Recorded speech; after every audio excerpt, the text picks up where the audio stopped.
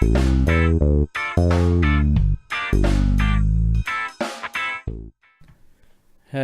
everybody, MrUnderlay here, and today I shall be recommending my newest build for £1,000 of April 2014. This build comes with the OS included, as I find it's easier to alternate each month, one with the OS and the other without.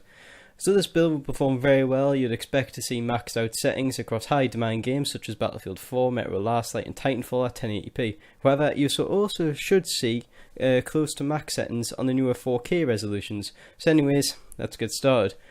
For the CPU, I went with the Intel Core i5-4670K. In my opinion, this is the best CPU you can buy if you just want a game, since there won't be much performance gain if you're choosing to go with an i7. This is a quad-core CPU that is clocked at 3.4 GHz, while Intel CPUs aren't clocked as fast as many of the AMD variants. Generally, the cores work together better and maximise the performance from each core. As this is a K-series CPU, which means that the clock speed can be boosted through overclocking, and it's possible to overclock the speed of this CPU up to 3.8 GHz. Since we intend to overclock with this build, it makes sense to need a powerful CPU cooler that is better than the stock cooler it's given.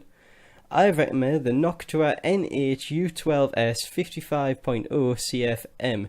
Now, despite that being one hell of a mouthful, Noctua are known to making some of the best air coolers around. While it is possible to go for a liquid cooler, these can be a bit fiddly for newcomers and even experienced users. Therefore, it's easier and simpler to go for an air cooler that is still shown to perform on par with its liquid cooler brethren. Also, since we intend to overclock, we need a Z87 chipset motherboard, since these are needed to effectively overclock for Intel CPUs. I've decided to go with an ASRock Z87 Extreme 3. ASRock are known for creating cheap but effective motherboards, and this is no exception. So this comes with 6 SATA 3 ports, perfect for putting all your hard drives and SSDs. As well as this, is proven to have solid overclocking performance, which is essential for a board like this. It also comes with 6 USB 3 ports, 4 which are located on the back panel. It's also good to note that it does support Crossfire and SLI, meaning you can make the most out of 2 identical GPUs if you have them. In memory, I went with 2 sticks of Patriot Viper 3, giving a total of 8GB. Now, RAM comes a lot down to preference, so therefore I went for these. They are clocked at 1600 MHz, which is probably the sweet spot for RAM in terms of price to performance. They come with a heat spreaders that dissipate the heat away from the memory. Plus, as a bonus, they look really sexy. No homo.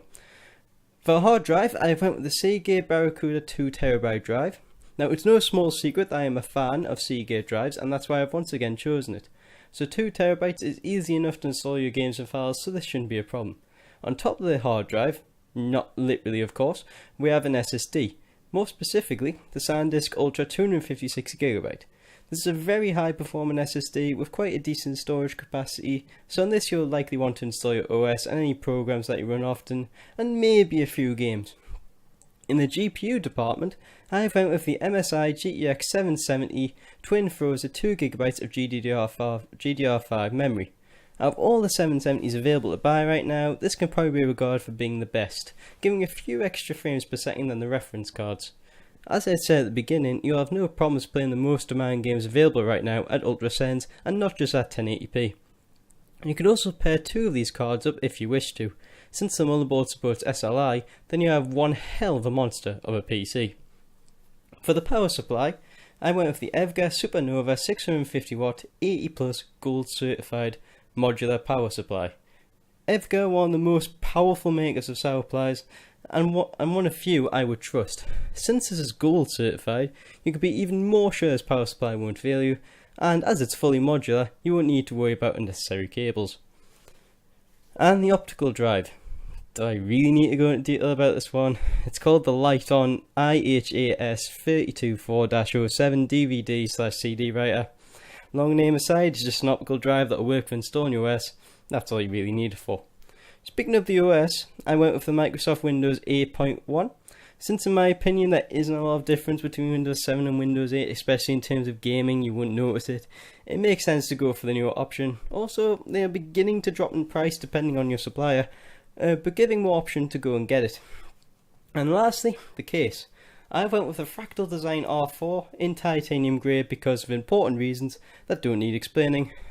This is the case that receives much hype from critics, and I can see why. So aside from it looking sexy, this time totally homo, it comes with 8 3.5-inch drive bays and 2 2.5-inch drive bays. The good news is that you're not using any of those extra bays, you can simply remove them, which offers better airflow to your components. And it comes with 2 USB 3 and 2 USB 2 on the front, which is just a little bonus. So there we have our PC build for £1,000. Hope you enjoyed this video, and please comment below if you wish to suggest your own build or require help in a build yourself. Anyways, I shall see you later.